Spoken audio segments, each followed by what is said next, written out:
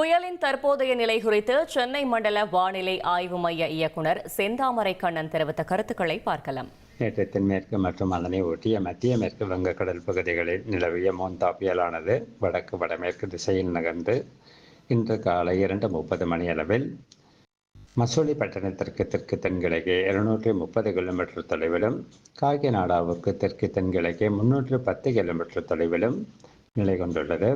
இதைத் தொடர்ந்து வடக்கு வடமேற்கு திசையில் நகர்ந்து இன்று காலை தீவிர புயலாக வலுப்பெற்று தொடர்ந்து வடக்கு வடமேற்கு திசையில் நகர்ந்து இன்று மாலை முதல் இரவுக்குள் ஆந்திர மாநில கடலோர பகுதிகளில் மசூலிப்பட்டினத்திற்கும் கலிங்கப்பட்டினத்திற்கும் இடையே காக்கிநாடா அருகே தீவிர புயலாக கரையை கடக்கக்கூடும்.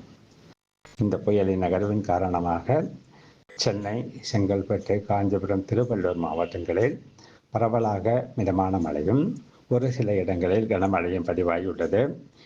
இன்று காலை 5 மணி வரை 8 இடங்களில் கனமழையும் ஒரு இடத்தில் மிக கனமழையும் பதிவாகியுள்ளது.